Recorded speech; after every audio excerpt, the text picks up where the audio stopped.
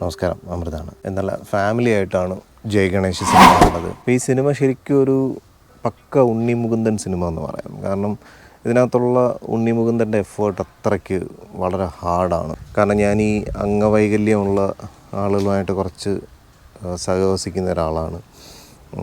സക്ഷമ എന്ന് പറഞ്ഞൊരു സംഘടനയായിട്ട് ബന്ധപ്പെട്ട് വർക്ക് ചെയ്യുന്നുണ്ട്. അപ്പോൾ അതുകൊണ്ട് തന്നെ ഈ ദിവ്യാംഗരിൽ ഞാൻ ഒബ്സർവ് ചെയ്ത ഏറ്റവും വലിയൊരു കാര്യം എന്ന് പറഞ്ഞു കഴിഞ്ഞാൽ അവരെന്തൊരു കാര്യം ചെയ്താലും അത് പെർഫെക്റ്റായിട്ട് ചെയ്യാൻ വേണ്ടിയിട്ടുള്ള ഒരു പ്രീ പ്ലാനിങ്ങും ഇതെല്ലാം അവർക്കും ഉണ്ട്. നമ്മളൊരു വൈകല്യമുള്ള ഒരാളിനെ സമൂഹം എങ്ങനെ നോക്കി കാണുന്നു എന്നുള്ളത് ഒരുപക്ഷെ ഈ സിനിമ ഡിസ്കസ് ചെയ്യുന്നതും അങ്ങനെ തന്നെയാണ്. നമുക്ക് അവരെ കാണുമ്പോൾ ഒരു സിമ്പതി അപ്രോച്ച് ആണെന്നുണ്ടെങ്കിലും അവരതിനെ ശരിക്കും ഇഷ്ടപ്പെടുന്നില്ല. സിമ്പതി പോലും അവർക്ക് വേണ്ടാന്നുള്ള ഒരു ആറ്റിറ്റ്യൂഡാണ്. മറിച്ച് അവർ നമ്മളെപ്പോലെ ഒരുപക്ഷെ നമ്മളെക്കാൾ മികച്ച രീതിയിൽ കാര്യങ്ങൾ എക്സിക്യൂട്ട് ചെയ്യാനൊക്കെ ഉള്ള കഴിവുകളുള്ളവരാണ്. പൊതുവേ ഇത്തരത്തിൽ ഏത് വൈകല്യമുള്ള ഒരാളായിരുന്നാലും, അതിപ്പോൾ നമ്മൾ കാഴ്ച വൈകല്യമുള്ള എടുത്തു നോക്കിക്കഴിഞ്ഞാൽ അവർ ശബ്ദത്തിലൂടെ അവർക്ക് ഒരുപാട് കാര്യങ്ങൾ, ശബ്ദമാണ് അവരുടെ ഒരു ഒബ്സർവേഷൻ. അപ്പോൾ തിരിച്ച് ചെവിക്ക് എന്തെങ്കിലും പ്രശ്നമുണ്ടെന്നുണ്ടെങ്കിൽ അവർ കാഴ്ചയിൽ എല്ലാം വളരെ കീനായിട്ട് ശ്രദ്ധിച്ച് കാഴ്ചയിലൂടെ അവർ, അല്ലെങ്കിൽ നമ്മുടെ ലിപ്പ് റീഡിങ്, ഇതെല്ലാം അവർ അതിലൂടെ മനസ്സിലാക്കിയെടുക്കും. അതുപോലെ നമ്മുടെ മുഖത്ത് വിരിയുന്ന ഭാവവ്യത്യാസങ്ങൾ, ഇതെല്ലാമാണ് അങ്ങനെയുള്ളവർ ഒബ്സർവ് ചെയ്യുന്നത്. അപ്പോൾ ഞാനിത് ഇങ്ങനെ ക്ലോസ്ലി ഒബ്സർവ് ചെയ്തതുകൊണ്ട്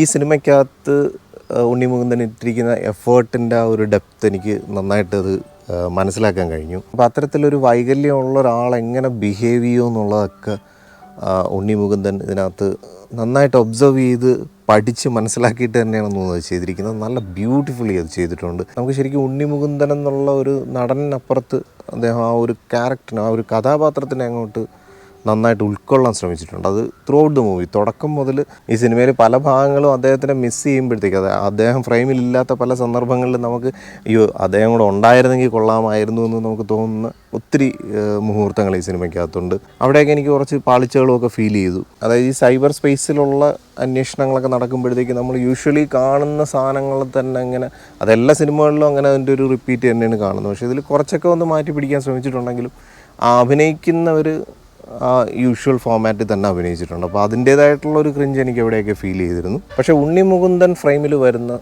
ആ അവസരങ്ങളിലൊക്കെ ഒരു പ്രത്യേക എനർജിയാണ്. പിന്നെ ഒരു ഭയങ്കര ഫീൽ ഗുഡ് മൂവിയാണ്, ഒരു ഇൻസ്പിറേഷണൽ ടൈപ്പ് ഓഫ് മൂവിയാണ്. പിന്നെ ഒരു കൊച്ചു കുട്ടിയായിട്ടുള്ളൊരു ഇൻട്രാക്ഷനും ആ കുട്ടിയായിട്ടൊക്കെ കുറച്ച് സംഭവങ്ങളൊക്കെ, അതുമായിട്ട് ബന്ധപ്പെട്ടിട്ടുള്ള കുറേ സംഭവ വികാസങ്ങൾ, കുട്ടിയെ നഷ്ടപ്പെടുന്നു, അങ്ങനെ കുറേ സംഭവങ്ങളൊക്കെ ഉണ്ട്. അതൊക്കെ നിങ്ങൾ തിയേറ്ററിൽ പോയി എക്സ്പീരിയൻസ് ചെയ്യുക.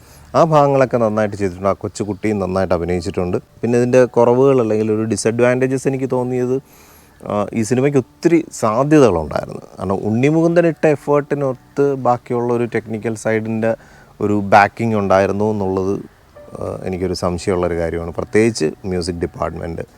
മ്യൂസിക് ചില സ്ഥലത്തൊക്കെ നമുക്ക് ആ ഒരു ക്യാരക്ടറിനെ എസ്റ്റാബ്ലിഷ് ചെയ്യാൻ കുറേ സംഭവം, കുറച്ച് ജിഗിൾസൊക്കെ വരുന്നുണ്ടെങ്കിലും അത് കുറേ കൂടെ അങ്ങോട്ട് ലിഫ്റ്റ് ചെയ്യത്തക്ക വിധത്തിൽ ഏതെങ്കിലും ഒരു നല്ല ഒരു കമ്പോസർ ആയിരുന്നത് ഹാൻഡിൽ ചെയ്തിരുന്നെങ്കിൽ, അല്ലെങ്കിൽ ആ ഒരു ബാക്ക്ഗ്രൗണ്ട് സ്കോറും ആ ഒരു വിഷ്വൽ തിയേറ്ററിക്കൽ എക്സ്പീരിയൻസ്, അങ്ങനെയൊക്കെ ഉള്ള സംഭവങ്ങളുണ്ട്. അങ്ങനെയുള്ള സംഭവങ്ങൾ ഈ സിനിമയ്ക്കകത്ത് ചിത്രീകരിച്ചിട്ടുണ്ട്. പക്ഷേ അതിനെ ലിഫ്റ്റ് ചെയ്യുന്ന തരത്തിലുള്ള ഒരു ബാക്ക്ഗ്രൗണ്ട് സ്കോർ അത്രത്തോളം അങ്ങോട്ട് ഒരു പഞ്ചിങ് ആയിട്ട് തോന്നിയില്ല. അപ്പോൾ ഇതൊന്നും ഒരു നെഗറ്റീവായിട്ട് പറയുന്നതല്ല, പക്ഷേ എങ്കിലും അതും കൂടെയൊക്കെ ആയിരുന്നെങ്കിൽ ഈ സിനിമ കുറേ കൂടെ അങ്ങ് ഭയങ്കര ഒരുപാട് അങ്ങ് ഉയർന്നു പോകുമായിരുന്നെന്ന് തോന്നി.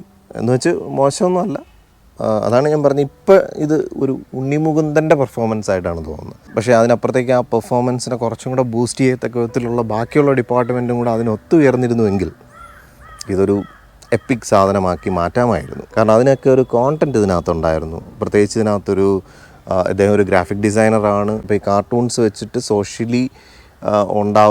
സോഷ്യലി റിലവൻ്റ് ആയിട്ടുള്ള ഇഷ്യൂസിനെ ഈ കാർട്ടൂണിലൂടെ അവതരിപ്പിക്കുക, അതെനിക്ക് കുറച്ചും കൂടെയൊക്കെ അതിനകത്ത് കുറച്ചും കൂടെ എക്സ്പ്ലോർ ചെയ്യാൻ പോസിബിലിറ്റി ഉണ്ടായിരുന്ന കണക്ക് എനിക്ക് തോന്നി. അതൊരു സിനിമയുടെ ഒരു ബാക്ക് ബോൺ ആയിട്ട് വന്ന ഒരു ലെയറാണ്. ആ ലെയറിനെ വേണ്ട രീതിയിൽ അങ്ങോട്ട് സിനിമ ഹാൻഡിൽ ചെയ്യാത്ത കണക്കും തോന്നി. അല്ലെങ്കിൽ ആ ഒരു സൂപ്പർ ഹീറോയിനെ കുട്ടികൾ കൂടുതൽ അക്സെപ്റ്റ് ചെയ്യുന്നതായിട്ടൊക്കെ ഉള്ള കുറേ സംഭവങ്ങളും കൂടെയൊക്കെ വന്നിരുന്നുവെങ്കിൽ എന്നൊക്കെ എവിടെയൊക്കെ തോന്നിപ്പോയി. മേ ബി അത് സിനിമയുടെ ആവശ്യമുള്ള സ്ഥലത്ത് അത്രത്തോളം വേണ്ടിയിരുന്നില്ല എന്നുള്ളതുകൊണ്ടായിരിക്കാം. അപ്പോൾ മൂവി എന്തായാലും ഒരു ഫീൽ ഗുഡ് മൂവിയാണ്. പ്രത്യേകിച്ച് കൊച്ചു കുട്ടികളായിട്ടും ഫാമിലി ആയിട്ടൊക്കെ പോയി കാണത്തക്ക ഒരു നല്ല സിനിമ. അപ്പോൾ എന്തായാലും സിനിമ എനിക്ക് ഇഷ്ടപ്പെട്ടു. അതുകൊണ്ട് തന്നെ IMDbയിൽ ഈ ഒരു സിനിമയ്ക്ക് ഞാൻ ഔട്ട് ഓഫ് 10 8 റേറ്റ് ചെയ്യുന്നു. മറ്റൊരു സിനിമ വിശേഷമായിട്ടോ അല്ലെങ്കിൽ ഒരു ബ്ലിസ്ഫുൾ സ്റ്റോറി ആയിട്ടോ നമുക്ക് വീണ്ടും കാണാം.